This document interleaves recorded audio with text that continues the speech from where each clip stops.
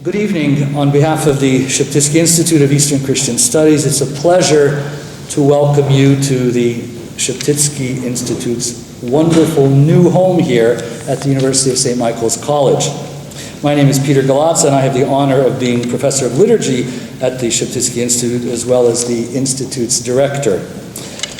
The title for tonight's Thursday at Sheptytsky was suggested by something that Victor himself wrote, and so we've called it An Evening with Victor Malarek, My Life's Work from a Shattered Home to the CBC and Beyond, Giving a Voice to the Voiceless.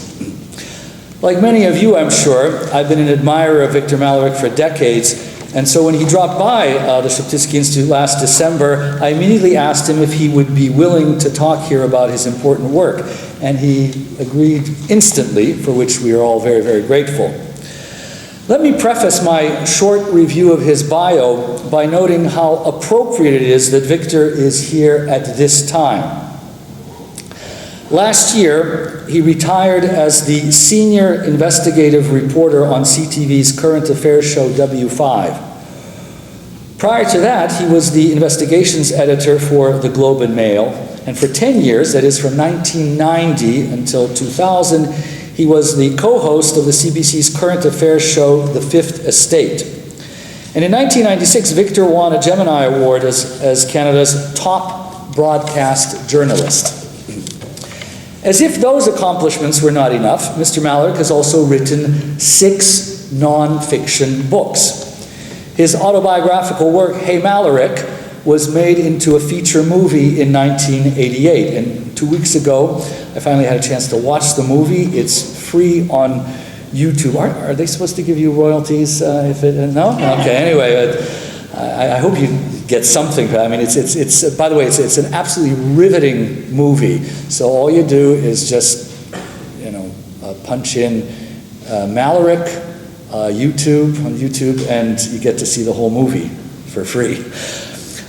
In 1991-92, the book Hey Malarek was also the basis of 16 one-hour episodes on CBC TV called Urban Angel.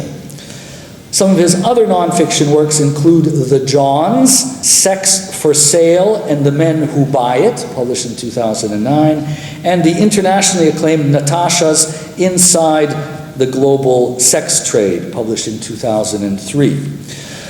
Most recently, Victor ventured into fiction with the novel Orphanage 41. I can personally attest to the fact that this is a page-turner. I couldn't put it down. I read it in 2 sittings. In most of his works, Victor has taken up the cause of the voiceless and the oppressed. As a Ukrainian Canadian, he has increasingly publicized the plight of victimized women and orphans in the former USSR and East Bloc. The time of Lent that we find ourselves in now is a season when we are enjoined in a special way to ask ourselves how we have treated those forgotten by society and abused by those with power. Victor Malarek has been compelling us to ask those questions for decades, and so it is an honor to be able to welcome him in our midst to inspire us again and in person. Victor will engage in conversation with Sandie Rinaldo for about 40 minutes or so, and we will then invite all of you to pose questions for another 20 minutes or so. And I should point out that in May, this upcoming May, will be 45 years that Sandie Rinaldo has worked at CTV, including the programs Canada AM, W5, and CTV National News, of which she is the weekend anchor. And when she told me that she's been there for 45 years, I said, you must have been there in utero or something. I mean, who would think that a 35-year-old person could have a career of 45 years already? Anyway, ladies and gentlemen, please join me in welcoming Victor Malarek and Sandie Rinaldo in a discussion of Victor's unique life.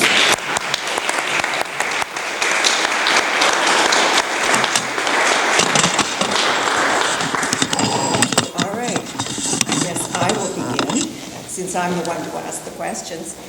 I remember the first time I ran into Victor was many, many years ago. He was with his daughter, who was young, and I was with two of my three daughters, who were young at the time.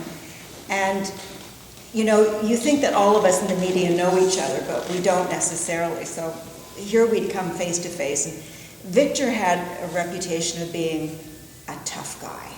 You know, anyone who came up against Victor, it's a kind of a take no prisoners attitude. You don't want to be interviewed by Victor Malarek because you never know if you're going to come out looking good. In fact, who was it, remind me, who said once at an event that Victor Malarek shows up with a camera one day? Oh, that was Roger Abbott from the Royal Canadian Air Farce. He said, if Victor Malarek shows up at your doorstep with a camera one day, it's not going to be a good day. So having that in mind, when I met him for the first time, I was prepared to be intimidated. I thought, this man has to be scary. Well, he can be, yes, but not all the time. And so a lot of it kind of propelled me to understand where this came from, and that will, in many ways, direct where our questions begin, because he has a reputation of being fearless, and when he comes up against the bad guys, he's one of these in-your-face kind of guys. So Victor, this take no prisoners attitude, where did it come from? It actually came from a couple of places. My father was a veteran in the war, and he fought in the front.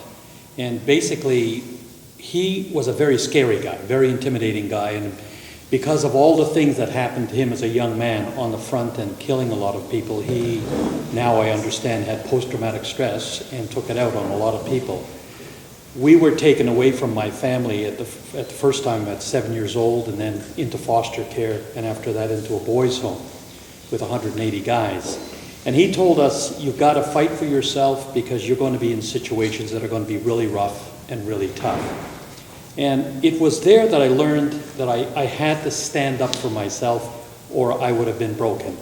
The problem is that when you're in an institution with 180 guys and most of them are really ticked off, you get in trouble with them and you become part of this self-fulfilling prophecy that takes you down some really, really rock and garden paths. Well, considering you were an innocent young child when you first went in to the boys' home, and very shy and intimidated by other people as well. Yeah. So it changed you. Oh yeah, I mean, I was actually a very religious kid. I actually spent a lot of time in the church looking at the icons and whatever, and when my godfather died and my grandmother died, and looking at them in a coffin and watching them go in the ground, I got very quiet and very introverted. When I went into the boys' home, I was also, by the way, a bedwetter, which is a really, really terrible thing to be in a boys' home with 21 guys to a room and them yelling at you and calling you names and whatever. But that was the place that started to change me. It was something that, you walk into the system at 7 years old, this shy, scared, religious kid who doesn't smile very much, to, by the time I'm 17 and a half, a really rough and tumble guy, and people wondering, what happened to Victor Malarek, this little quiet guy, to Victor Malarek, this guy who should be behind bars? And what happened to him? I mean, you don't go overnight from being this shy, quiet kid to someone who was, how do we describe how you were? You were on the verge. You could have gone bad. Oh yeah, well, I was going bad. I was going really bad. I was extremely violent. I got involved in all kinds of jackpots. And really, I ended up in the juvenile detention hall, got into a few really bad fights there, and was put into solitary confinement. And it was in solitary confinement, and it was a 5-by-7 cell in a sub-basement with no windows, and the only time I knew what the meals were was that at breakfast we got cereal, then the lights went out. At lunch we got a sandwich, then the lights went out. At dinner time we got something that looked like stew, and then the lights went out. So I didn't really know what day it was. But on the first day, I attacked myself. I was the author of my misfortune. Everything that happened to me was my fault. The second night, I was pounding on the walls and everything, that everything out there had caused this pain and suffering. And the third night, I became really quiet and realized that in 17 and a half years, I hadn't had a moment to be quiet and to really think, what really happened? Why did all of this happen to me? I couldn't understand why it happened to me, but I said, if I got out of this, I would switch my life around. And you got out of it thanks to a judge. Yeah. You know, people have sliding door moment, and I don't know if any of you have seen that film.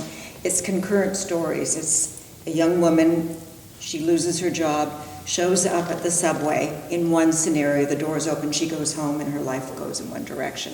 In the second scenario, she misses that subway, her life goes in another direction. You could easily have gone in a very bad direction. Yeah, the prosecutor and my probation officer wanted me to get 5 years. And I was standing in front of a judge. By the way, his great-nephew was here. And Judge Gamble looked at me, and I really thought I was going away. And he said, I don't know what's happened to you in these 17 and a half years. He had my files, and at the bottom was this little innocent kid, and at the top was this ogre. And he just looked at me and he said, the moment for you. It's the moment that you're going to have to change, or it's over.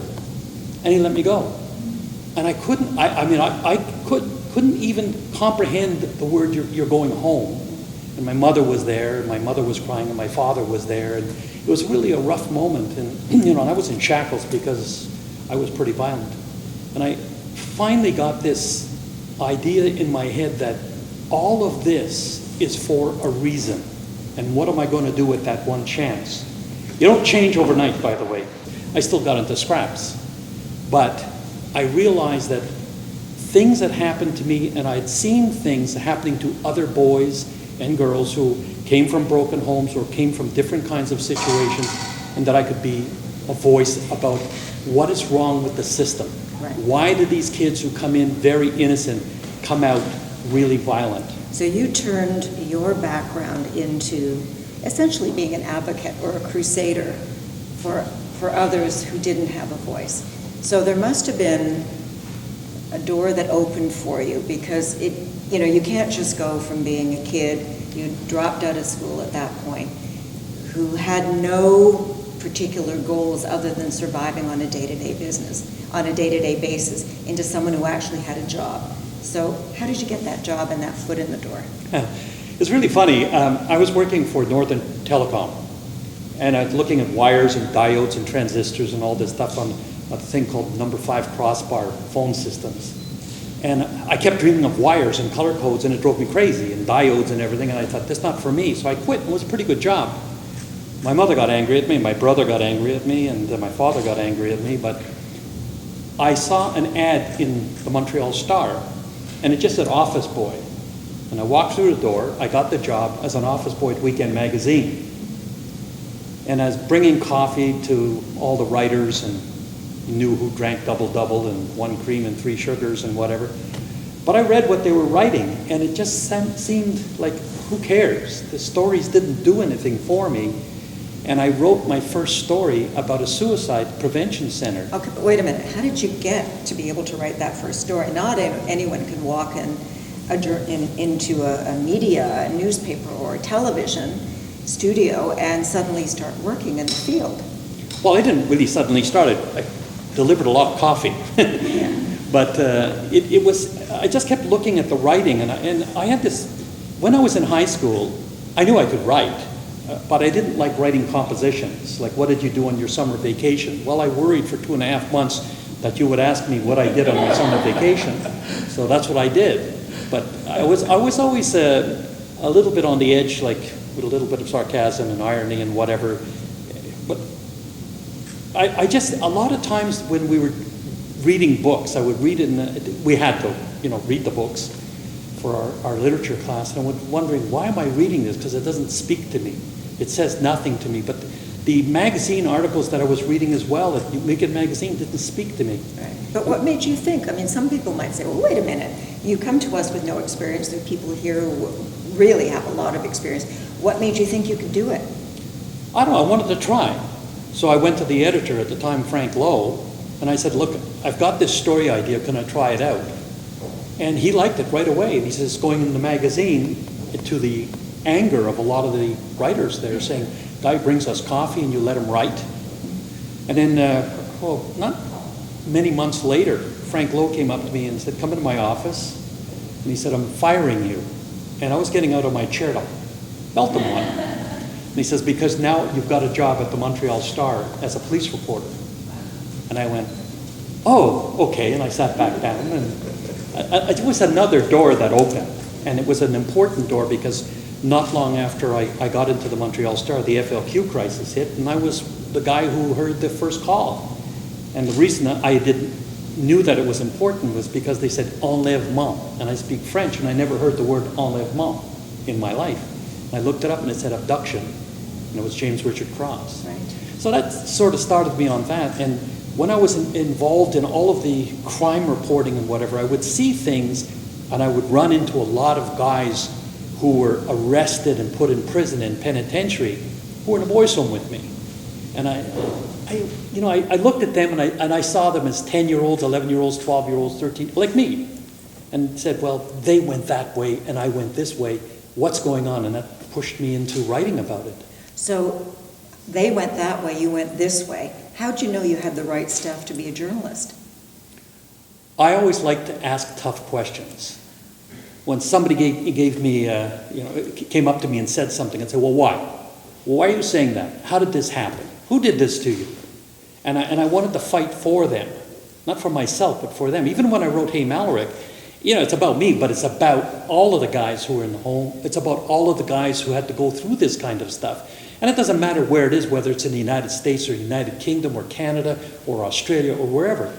Many, many years later, going through the orphanages in Ukraine to write Orphanage 41, I could see the same things because I understand institutional life. Right. An institution has a pattern, and the kinds of people who work in institutions are also the same kind of people that I found back in the 50s and the 60s when I was in the institutions. The abusers are there, and I can identify them. The bullies are there. I can look and I could see. And I could see the routine that makes you like, when I left the boys' home, I took a course in psychology at Sir George Williams University.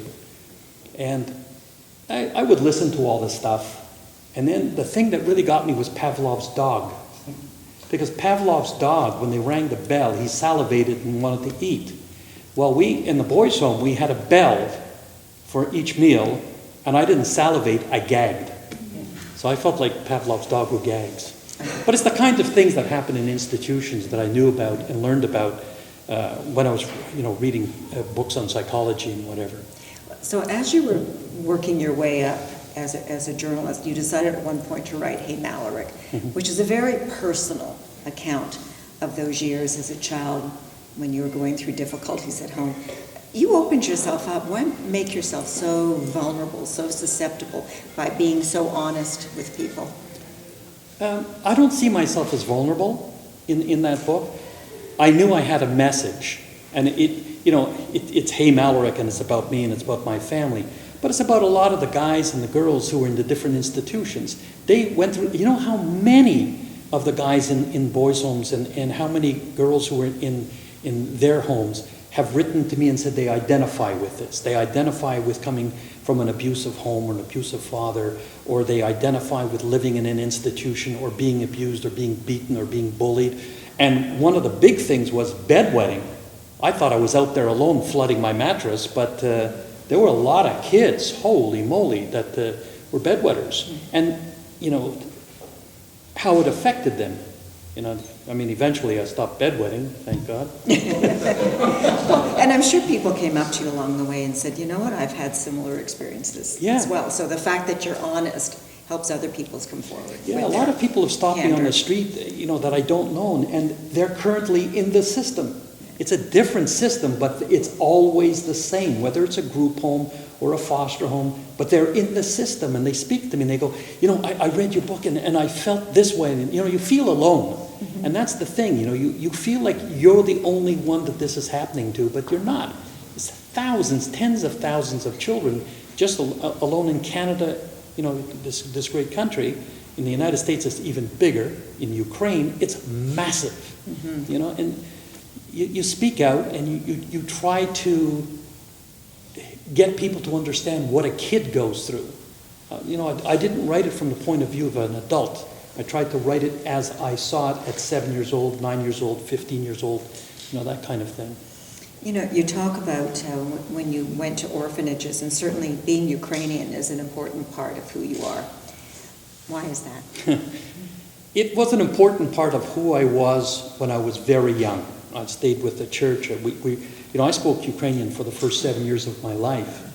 But then when we went into foster care and my father went to prison and then later on in the boys' home, the community never came to help the boys. There were 3 of us, and they never came. And I was pretty pissed off later on in life because when my father was dying of cancer, he had asked me to go to the church for Easter. And my mother, we were really poor. I mean, we're on welfare and the whole thing, but she dipped some eggs in yellow, green, orange, and whatever, and put them in a basket, and we went out to the church, and we were outside in the yard after the service to get the baskets blessed. And people walked by and looked at my mother's basket, and nobody gave her a nice, colorful pisanke. And I went, you know what? I looked at her, I said, I don't want to be part of this. And my father was there, and I said, I don't know why you pushed me to do this. I don't want to be part of it ever again. And I walked away, and I mentioned it in Hey Malarek, and holy moly, my mother's got buckets full of beautiful pisanke when people eat something. And she's very happy with them.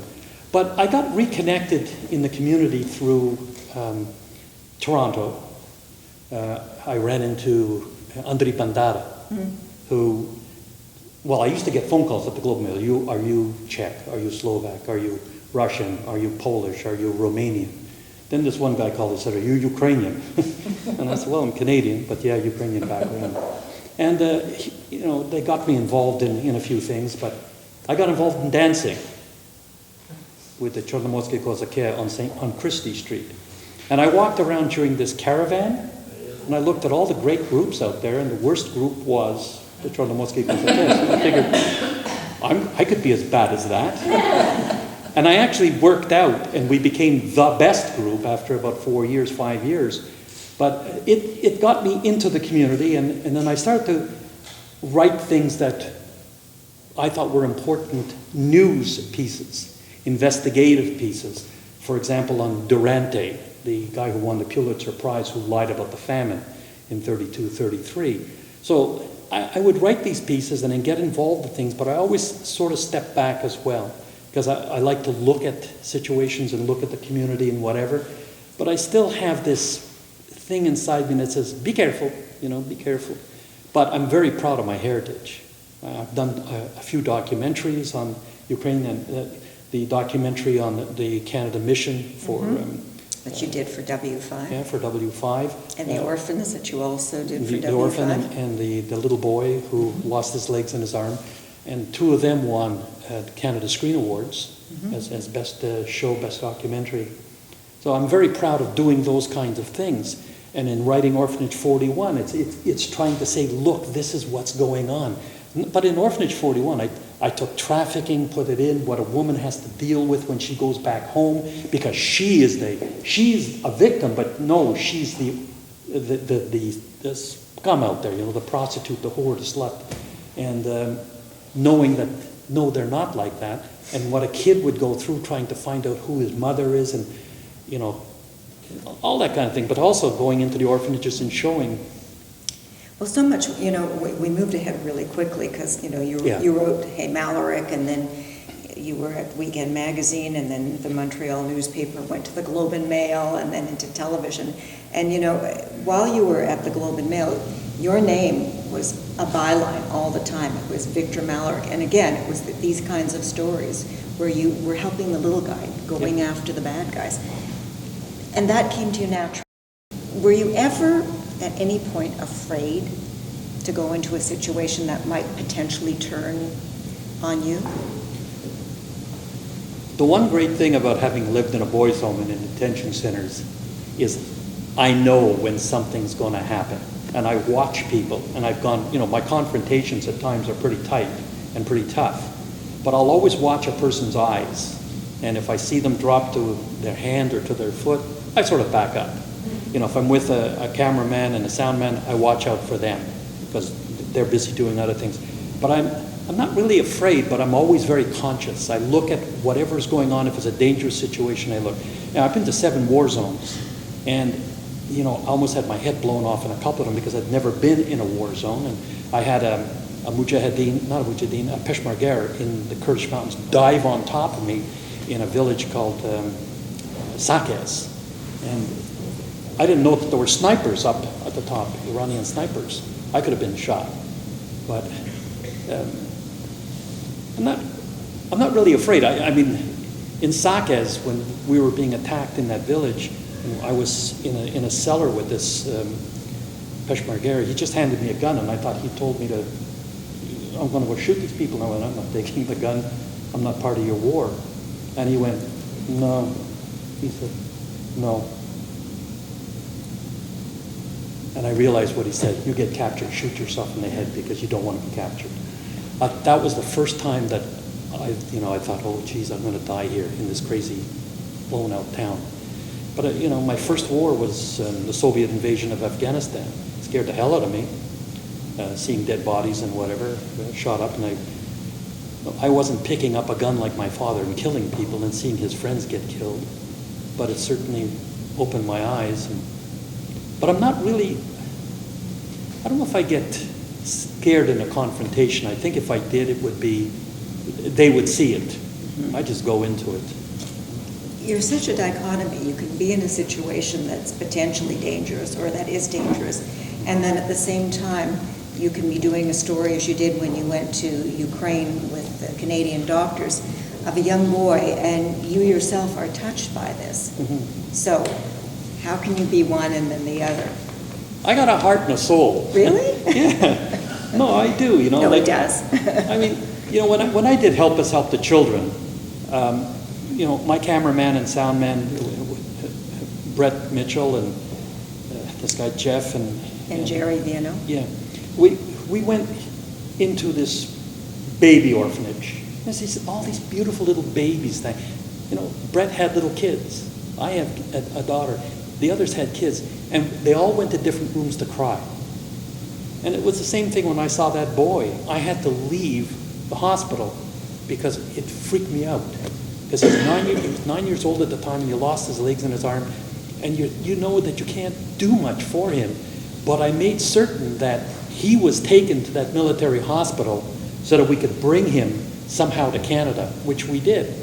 But those things affect me because they can't do much for themselves. The babies and the toddlers. When I was in a toddler orphanage, the kids were climbing all over me. And one of the workers said, leave him alone, leave him alone.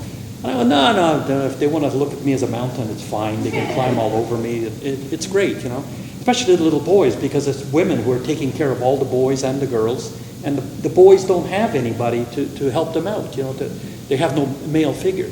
But, I just feel what it would be like that young to be stuck with no mom and no dad, or what would it be like for that boy who lost his legs and his arm and he didn't know at the time I was interviewing him that his brother died in the same explosion, his 7-year-old brother.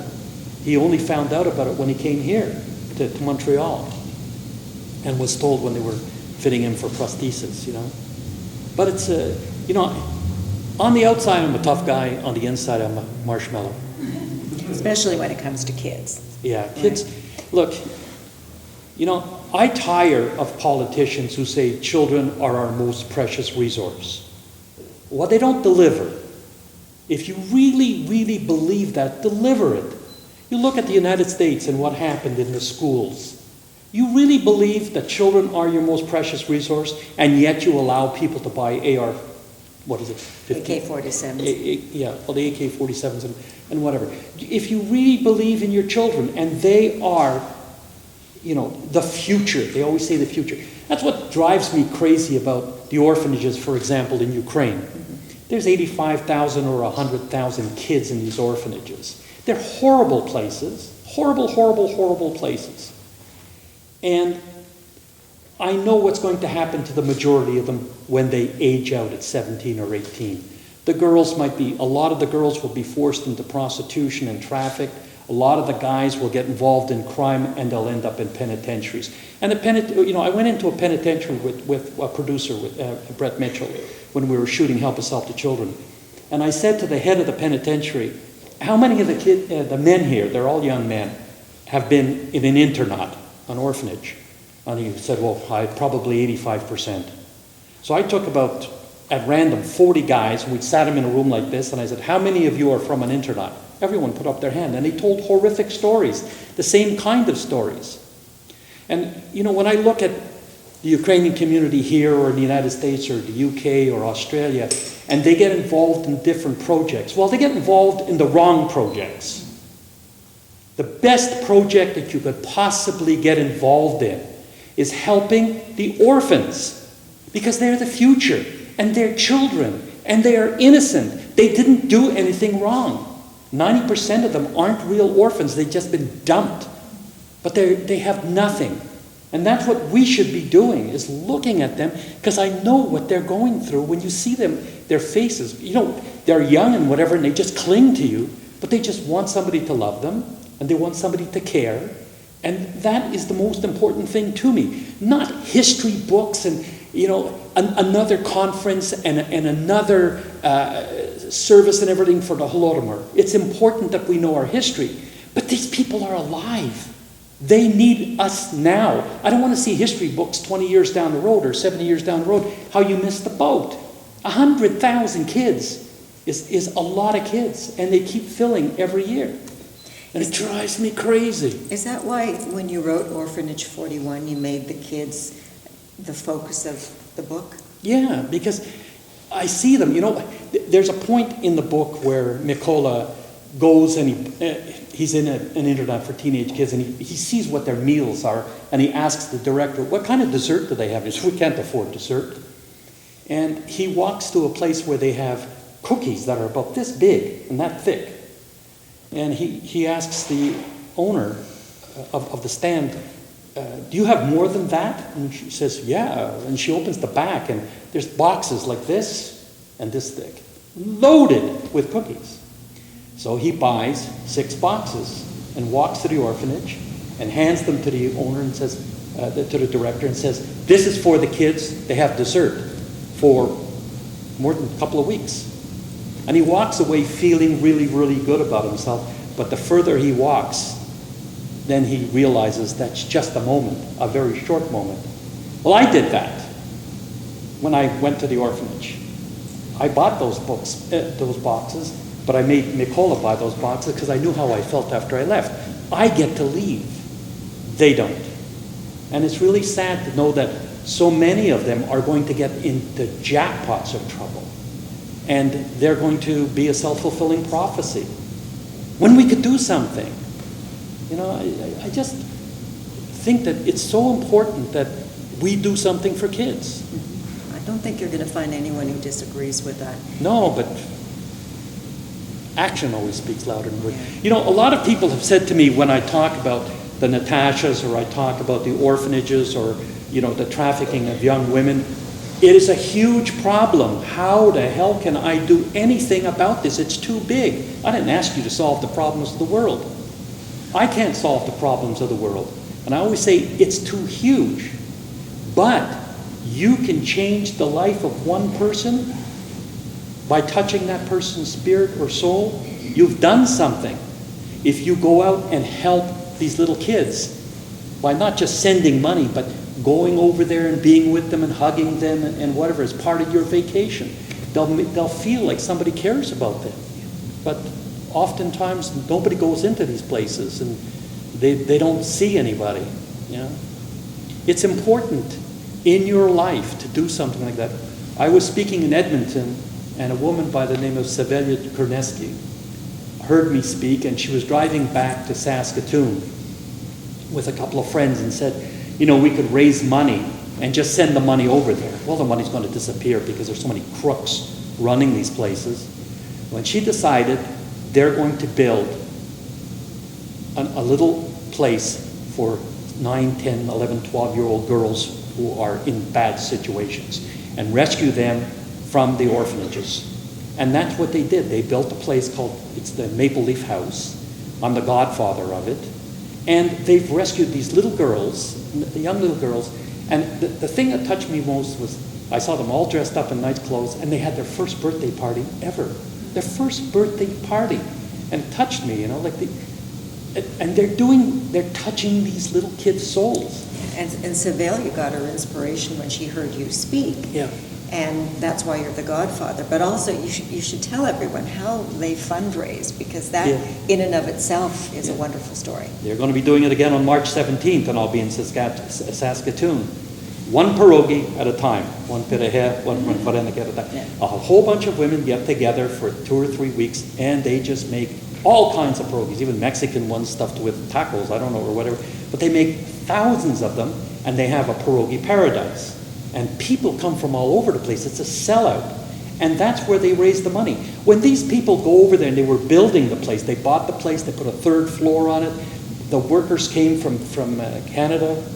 All of them went on their own money. They flew there on their own money, their own time, and they did this work. And to see the place start from literally a derelict in this little village to what it is today, and these little girls are there, and they're having a happy, life, because the woman who's working with them, she's such a great woman and such a great mother, because she's got, I think, 3 daughters of her own. It's great to see, and it lifts you up. And I keep thinking, if every city in Montreal, and in Canada, I'm from Montreal, so Canada is Montreal, but if every city that had a good Ukrainian population did that with a house, and in the States, the same thing, in the UK and Australia and whatever. Wow. The situation for those orphanages and for those little girls and little boys would be great.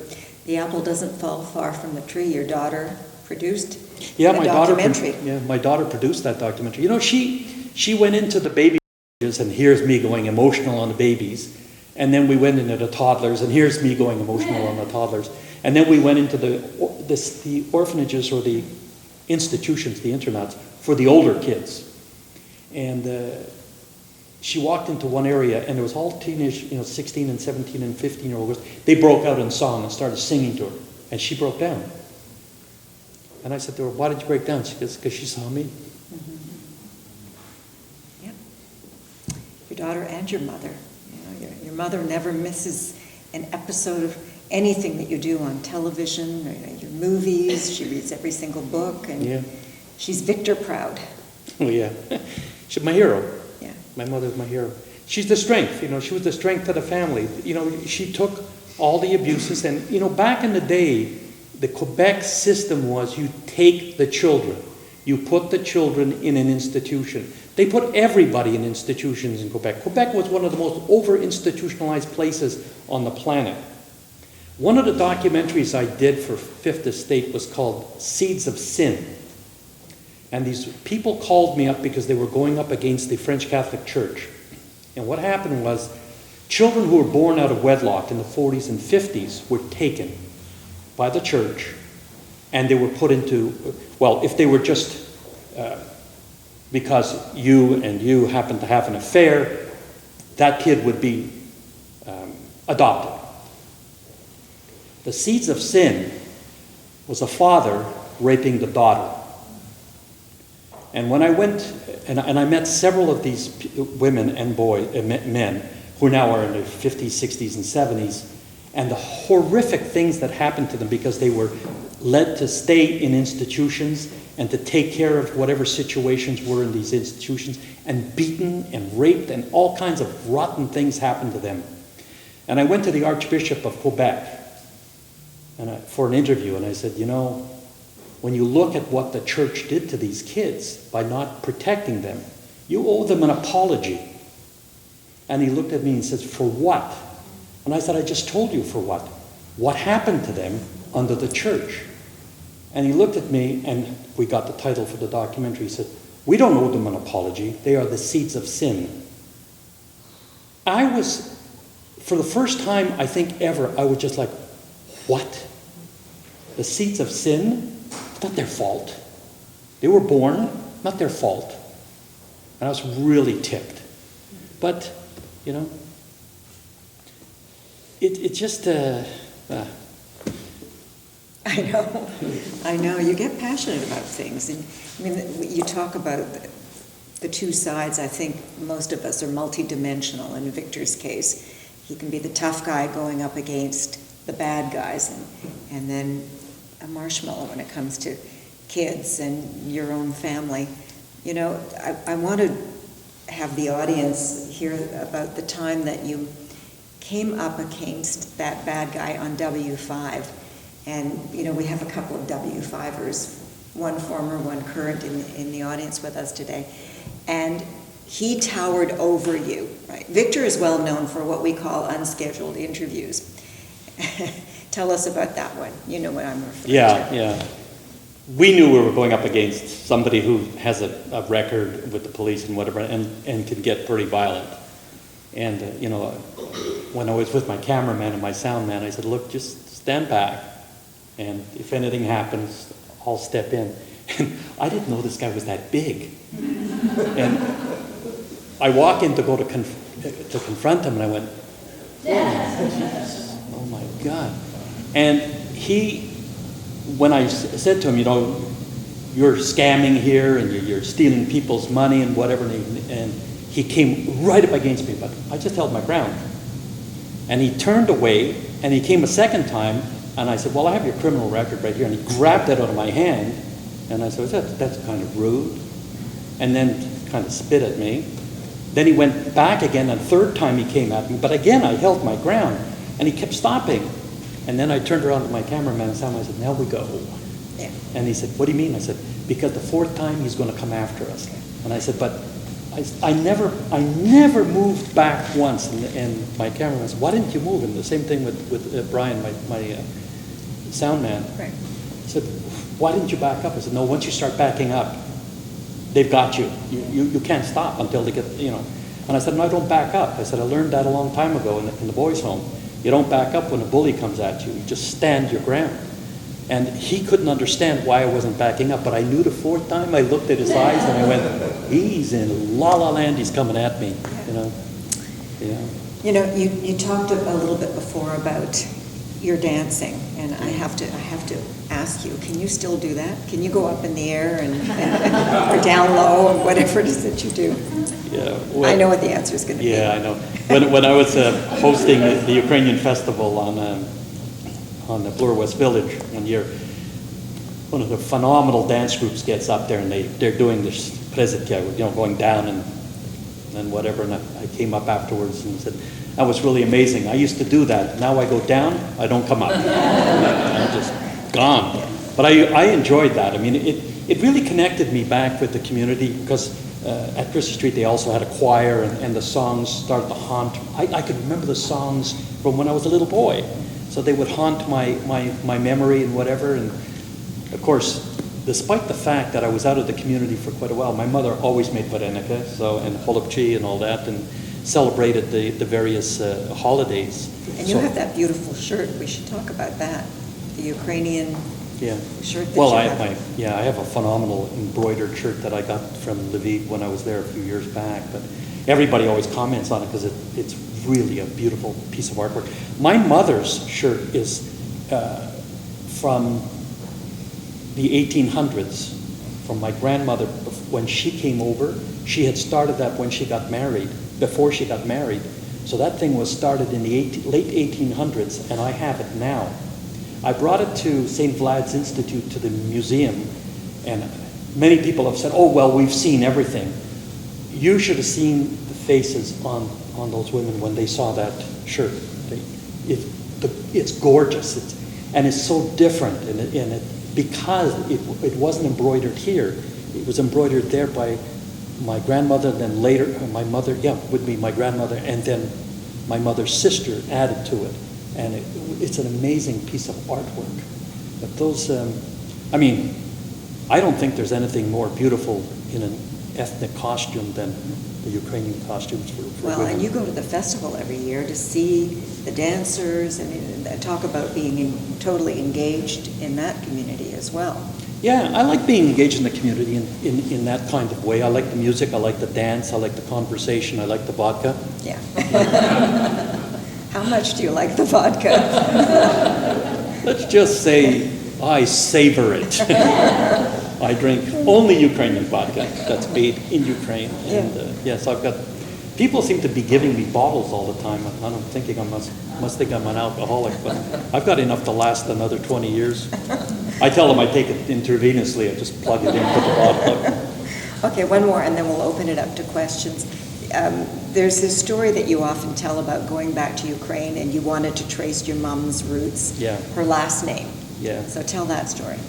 Well, my mother's last name is Yashan, which is in the Orphanage 41 book I use as Yashan. And I found out through a lot of digging that the Yashan family came from a little village not far from Horodenko called Serafensi in Galicia.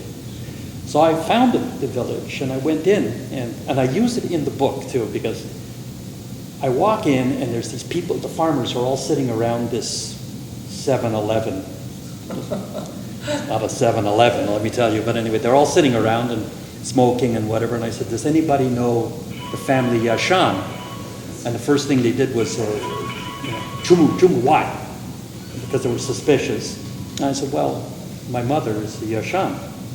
Well, it was like, oh, yeah, Yashan. I went, oh my God, this whole village is incestuous. Like, I think half of it happened to be Yashan.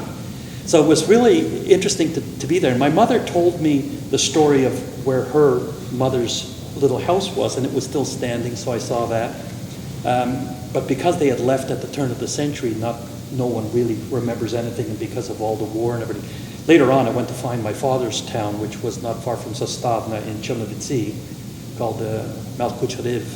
And again, so many situations have changed there, and the name Malarek isn't really Malarek, it's Malarek. So and then trying to find the spelling and whatever. But it was fascinating to go to that village and finally see where my mother's side came from and be part of that. I stayed there for a few days, and people fed me and feted me and certainly drank a lot of vodka. Or Korelka, which, man, when they give you a glass of this stuff, they fill the glass and they go, Boże. So I did that and I thought, okay, I know I'm going to be out cold in about another 3 seconds. All right, I know I said that was the last question before we open it up, but there is one more thing. You've been a journalist for how many years now? If you add it all up, I bet it's close to 50. Yeah, it's 58. Okay. 48. No, close to 50, isn't it? Yeah, close to 48. It's close 48, to 50. okay. Yeah, doing the math here. I did the math. Okay. Did you take math with a guy named Langlois? Is he here? There he is. Hi, Dennis. Dennis is one of our editors at W5, and he has spent a lot of years cutting some of Victor's wonderful moments together. Too many. Too many. Yeah. Anyway, okay, a journalist, a print journalist, a television journalist.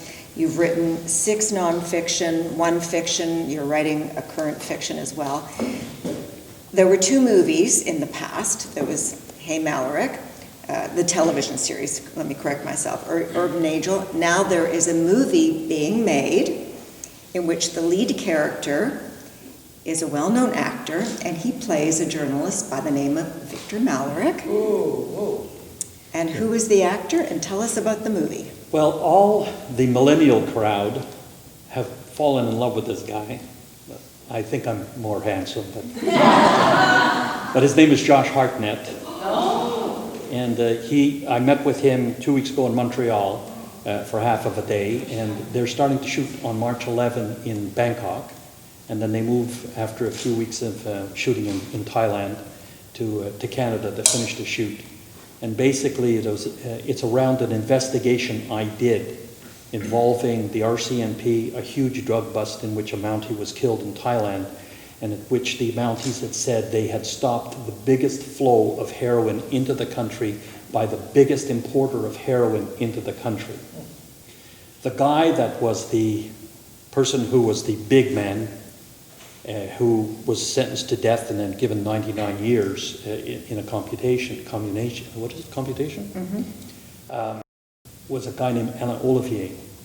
And when I went there to look at what the situation was, I discovered that the RCMP created the entire crime This guy was a 2-bit junkie who could not afford to buy himself a hit, let alone kilograms of heroin.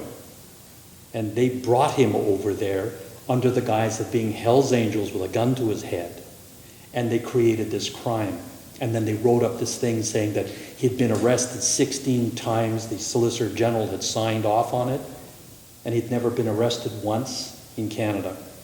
And when I went to my editor at the Globe and Mail at the time and I said, look, I want to really go over there, go to the prison and investigate this thing, the answer really was, who gives a damn? He's a junkie. No, he's not a junkie. Why do you do this to somebody who has no strength to stand up? And that's the kind of thing that I stand for. Why do you do this to somebody like this? He didn't deserve this. He's just a 2-bit guy who's addicted to heroin. Why do you do this to him? So I did the story there, and then later on we did the story for W5. And I eventually got Alain Olivier out of prison after 7 years. But it was a fight. And the things that, why you do this to someone. And ironically, my last documentary for W5 was about a husband and a wife who had converted to Islam. They're junkies, heroin addicts. They can't tie their shoes together. They're so out of it. And, the guy was yelling, oh, all my brothers and my sisters are being shot and killed and blah, blah. He's going crazy. I'd like to go and fight. Well, gee, the RCMP heard about that. Again, the Vancouver RCMP, just like in Olivier's case. And they created a situation that made them out to be terrorists planting pressure cooker bombs at the BC legislature in Victoria on Canada Day. The whole thing was created totally from beginning to end by the RCMP. And the judge in the end said they created it, and not only that, they committed crimes in creating the crime of these two people. And I did the documentary on them. And again, people were saying to me, oh, they're drug addicts. Why do you do this to them? They have nobody to fight for them. And it's not like they're nobodies. Why do you do that to them? They would have gotten life in prison. For what? For something the RCMP created. It's going after something that's really big and trying to find out what really happened. We had 300 hours of undercover video showing that these two people were really vegetable cases. They couldn't, in their mind, create a crime like this. Well, the director read your book, Gut Instinct, in which you had a whole chapter on the story. And basically, it was 10 years ago that he came to you and said, we'd like to make this movie. Yeah. And here it is happening now. So there you go. Yeah. Well done. I want a cameo in it. It's an Alfred Hitchcock moment, right? I'm going to walk in. We'll see what happens. I wanted to be a drug agent in it, but he said no. Well, we're going to give you your first round of applause, and then we're going to open up for questions, and then another ovation.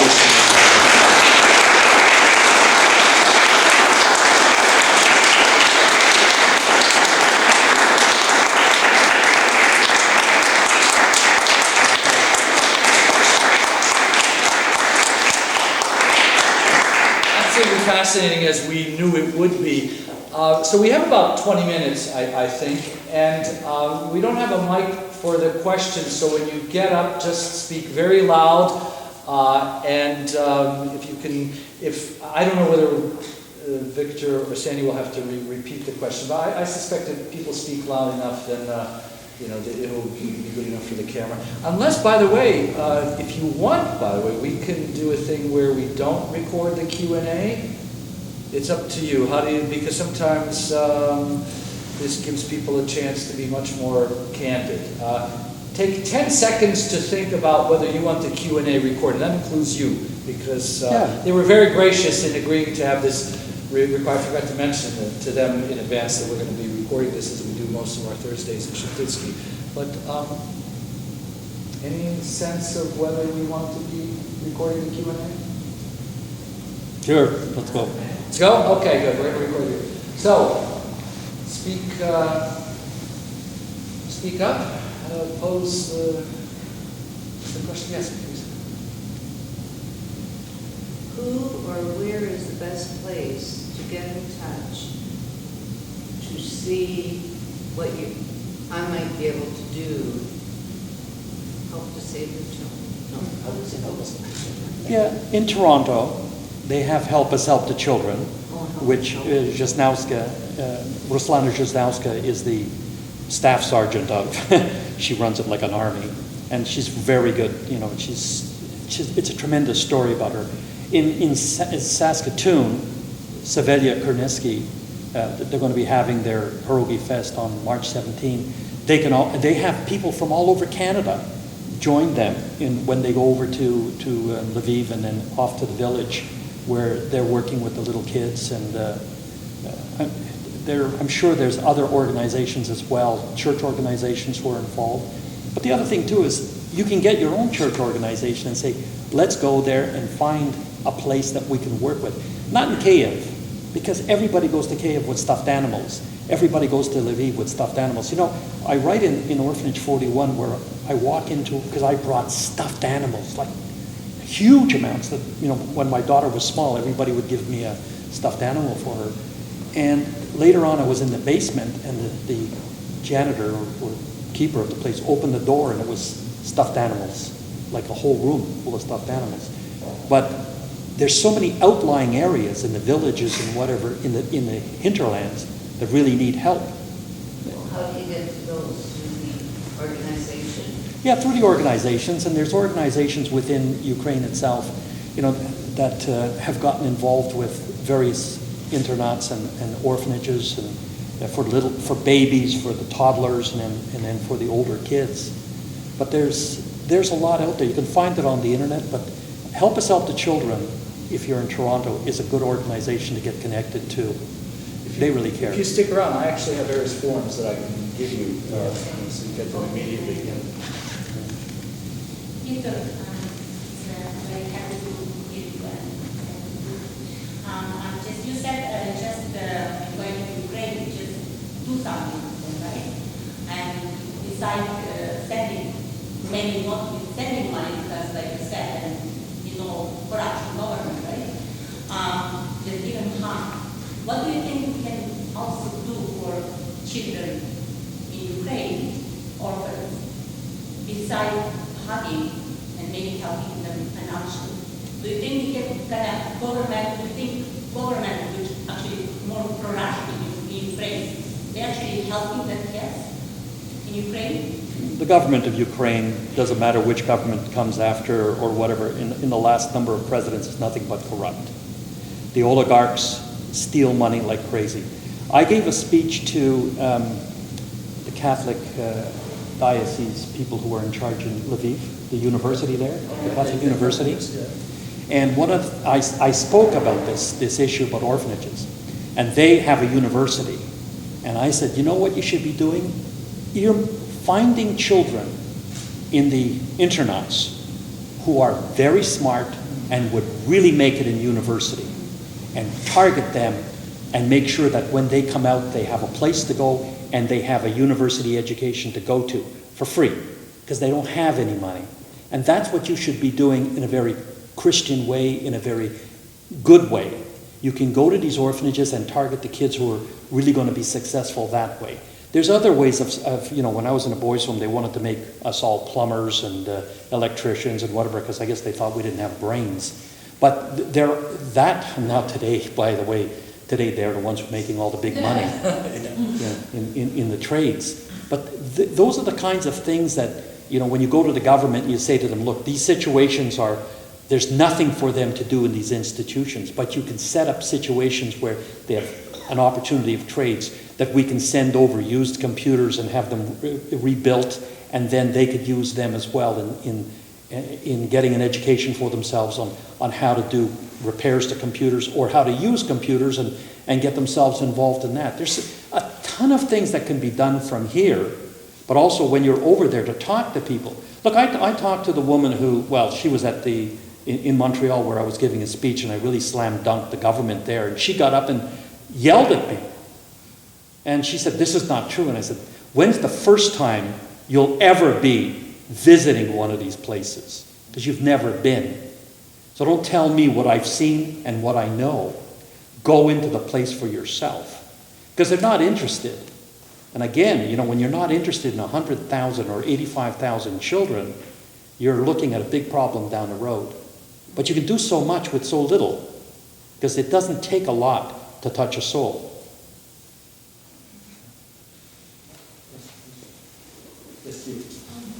Journalists told me not to go into journalism because there aren't any jobs. Is that true?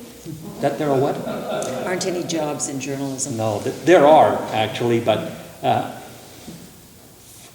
where I see journalism going today, it's become very dangerous because of the situations in places like the Philippines and Turkey and Ukraine and Russia, and now because of some idiot in the south of our border, south of the 49th parallel, who talks about fake news and who exhorts his crazies to go and beat up journalists. It's getting to be a very dangerous profession.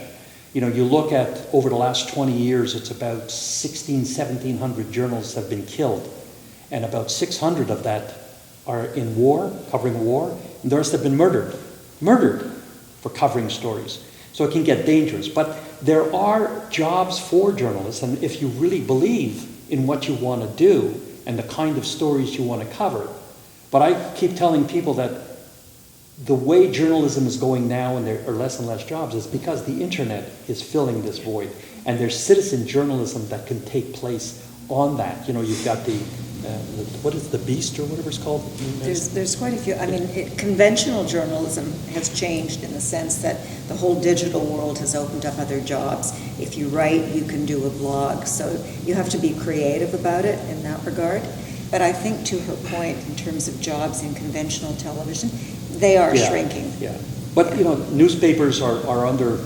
Look, the internet has opened up so much that it's shrunk the newspapers, it's shrunk television, and there's so much competition in television with cable vision, with MSNBC and CNN, and over here with CBC's news network and with CTV and whatever. But there are opportunities for people who want to do something, but you start somewhere and then you make a name for yourself, that you carve a niche for yourself. This is what I did. I knew what I wanted to go after, and I went after it like a dog in a bone. I just went after it, and then my reputation went with it, and then people were coming to me and saying, "You want to work for us?" The Globe didn't come to me, by the way. In 1978, I wrote them a letter saying, "I read your paper, it's boring, you could use a guy like me." And they hired me to fire me, but I broke a big story, so they kept me. And they've always left me for my own devices, which was great for me, because that's all I ever wanted to do, be left alone.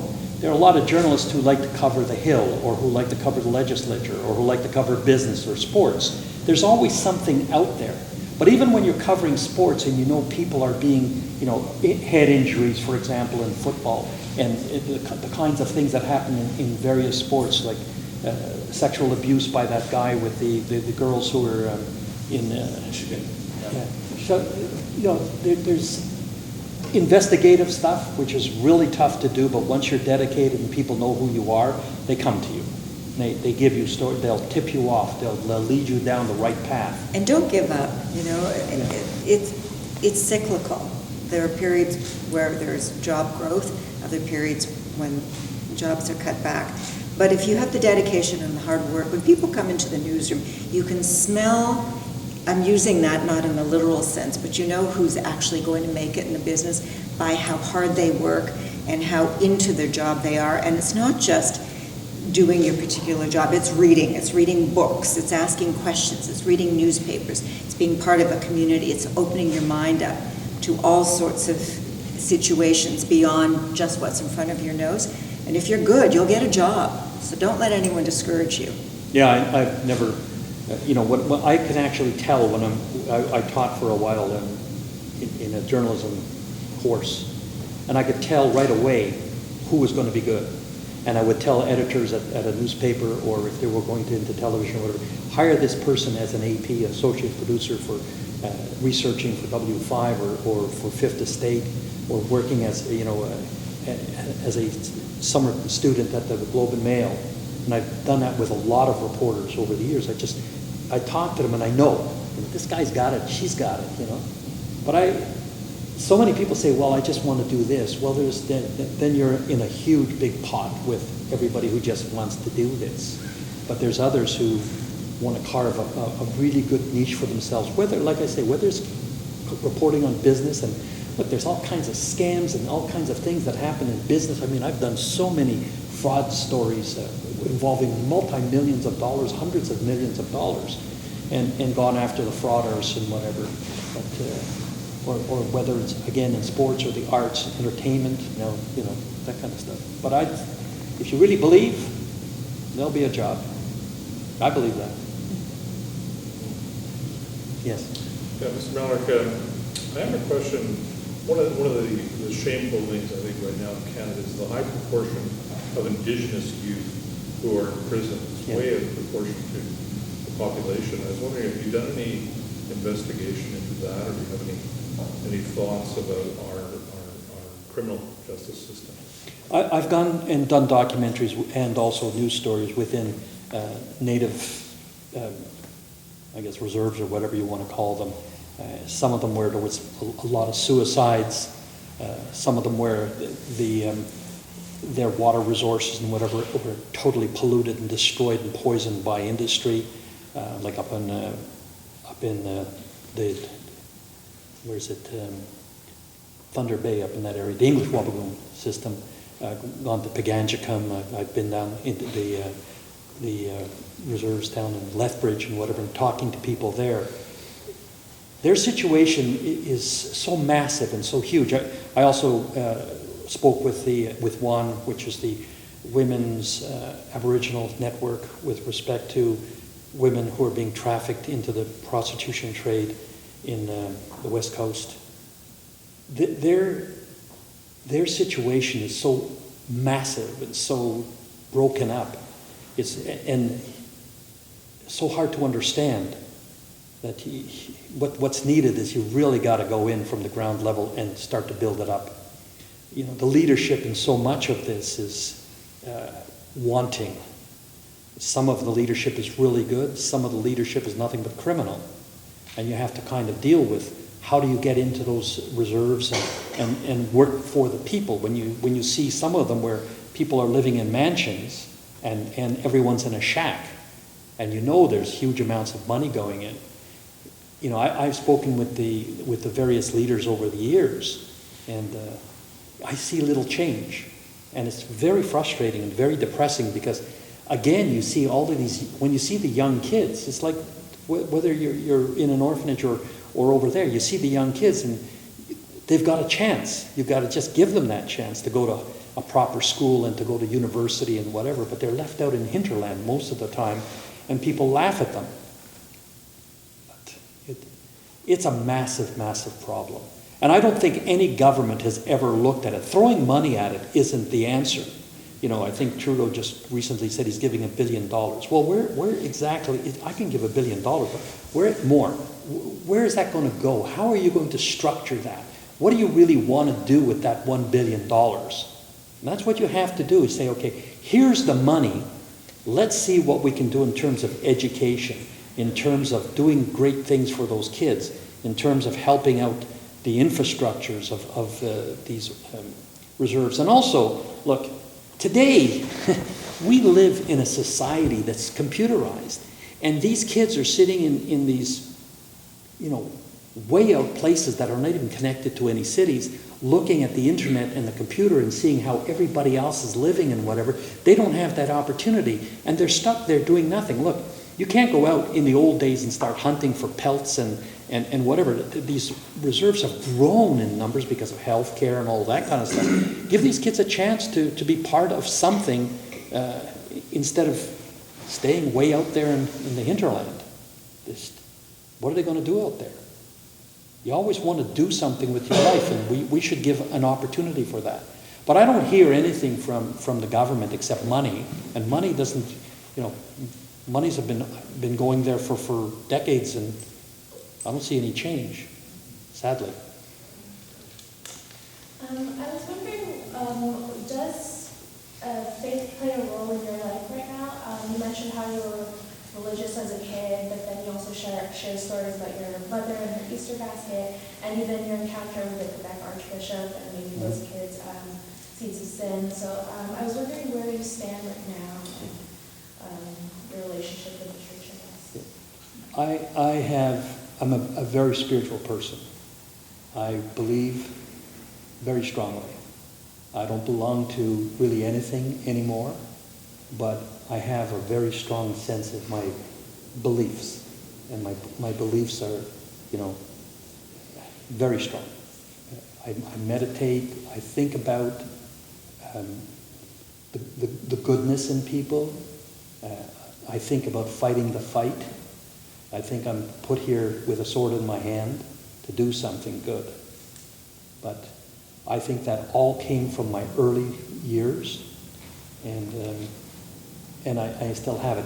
I lost it for a while because I was angry, and when you're angry, you only see, the red and getting even, and that's what I did for the longest time. But when I was given the chance, I knew, I believe I have a guardian angel, and I believe that it was my mother's godfather. And when I was 3 years old, or 3 and a half, something like that, I was taken from my room because he was living in the next room.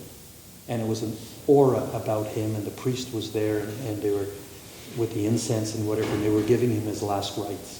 And he held my hand, and he looked at me. And my mother said, he loved me like his son. And then he died. And I remember for the first time being in a church and seeing somebody in a coffin and then put in the ground, and I couldn't understand why, and I kept going back to the churchyard where he was.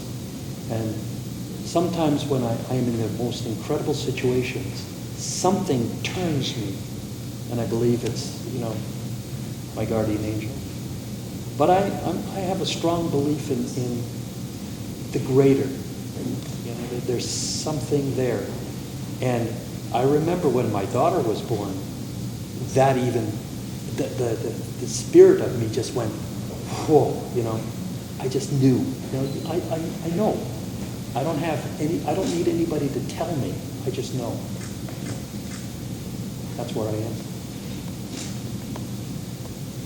We'll have one more and then another one after. So 2 more questions, if that's okay with you. Okay, so you please, yes. Are you really retired? Are you working on something now? Well, I'm retired from CTV and W5, but I'm not retired. I'll be speaking in Lviv at the International Media Forum in May.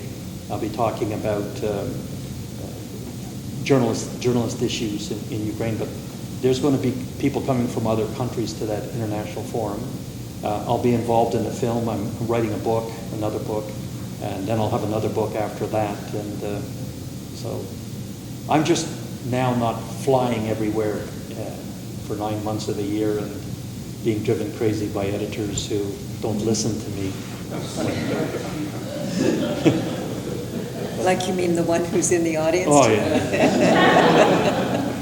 Let me tell you something. Between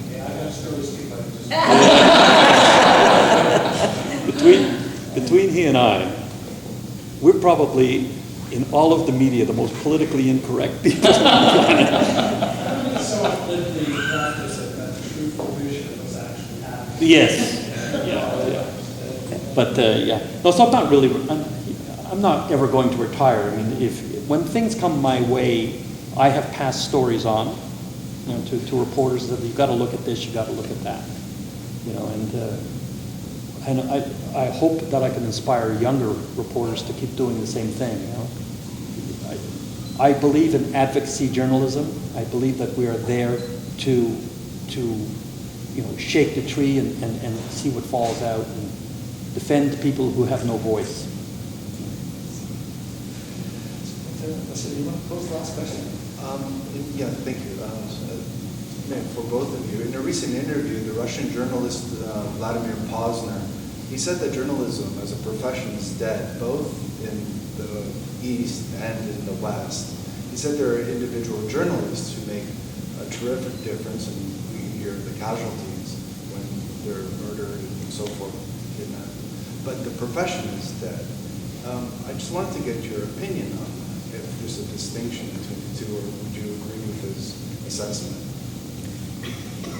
Yeah, I don't think the profession is dead. I mean, if you look at the New York Times, the Washington Post, and what's going on in those two phenomenal newspapers now. Well, there's been a rebirth. Yeah, it's a rebirth. You know, look, it took the Vietnam War for journalists who were covering the war and realizing that what they're seeing on the ground and what the government was saying were two different things. The government was lying and they were writing the truth. Then you get Watergate and that explosion of going after Nixon and what was happening there. And now you're getting, you know, well, this attack by Trump and what happened in the election and whatever, and that's reinvigorated investigative journalism. They're going now back into investigating, you know, Kushner and Trump and all of the people that were surrounding him, and Manafort and whatever, and Gates. That's when you're seeing journalism going up again. It sort of went like flatline for quite a while. And you couldn't, I wouldn't say even flatline. I mean, look, there have been investigative journalists and there have been newspapers who support their investigative journalists. I was supported 100% by the Globe and Mail. They really backed me. When I was at the Fifth Estate, they backed me. And when I was at W5, I was backed. Whenever I came up and said, this is important, I want to do it, they said, go and do it. But journalism being dead, well... No, I don't agree. I think at this point, if anything else, if anything, we can say certainly with the New York Times and the Washington Post doing the kind of investigative work that they are, same thing is happening up here. You know, the Me Too movement in the United States would never have gone as public as it did without journalists in the trenches and in the field doing their work, and the same thing up in Canada. So I would not agree with that statement. If anything else, it's given a boost to the industry. If anybody knows who Vladimir Posner is, it's surprising that he's not dead yet. I mean, he must be, what, 120 years old by now? He's 81. Well, you know, it's easy to make a statement like that, but, you know, I would say now more than ever, you see more and more journalists coming out and really standing and standing their ground. In Ukraine, in Russia, in Turkey. In Turkey, they got hundreds of them now in prison because they stood their ground. Despite the risks they're going public. And you take the risks. I took the risks, and a lot of my colleagues have taken risks, and you know, a lot of journalists are murdered as a result of taking risks. But I wouldn't say that journalism is dead. I think a lot of them are afraid, and that's, you know, everybody's entitled to be afraid because you gotta have a gun pointed at you, or your family's being threatened. But when you have newspapers and television stations owned by specific individuals with a political agenda, then you get worried. But today, because of the internet and because of social media, you can get your message out.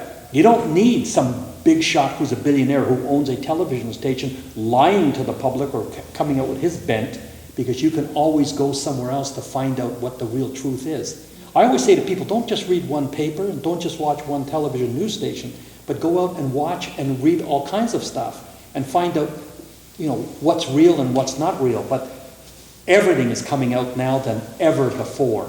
There's so much stuff coming out that, and people are reporting on it. Sadly, some people are killed, as you know, as has happened in Russia and Ukraine, recently in Malta. People are murdered, and I think just recently in Slovakia, if I'm not mistaken, just the other day. Yeah, so I don't think it's dead. I think now it's in a rebirth, and a very strong one, and it's because of social media. Well, before we give you a very well-deserved standing ovation, I just want to make a little announcement. Tamara, if you can just raise your hand. Tamara is going to be staffing the sales desk, as it were. Two of Victor's books are available. The novel that I mentioned, Orphanage 41, which is, as I say, it's hard to put it down, and also the second edition of Hey Malarek. Both of those are going for $20. It's a special price. And in the case of Orphanage 41, half of that amount is going to help us help the children, which is run, as you mentioned, by Ruslana Zhuksensky. I just want to make an announcement here that she spoke at the Sheptytsky Institute at a Thursday event back in, I think, October. She brought one of her key volunteers, and it really got some people very, very excited. So we're pushing along on that front, and Victor has encouraged us to do a lot more than has been done until now. And Victor, I think Victor has to have a little chair there so that he can sign the books, right? And I could do it standing. What's that? I could do it standing. You can do it standing. Well, this is the point at which we get up to stand and give a standing ovation to Victor. Thank you.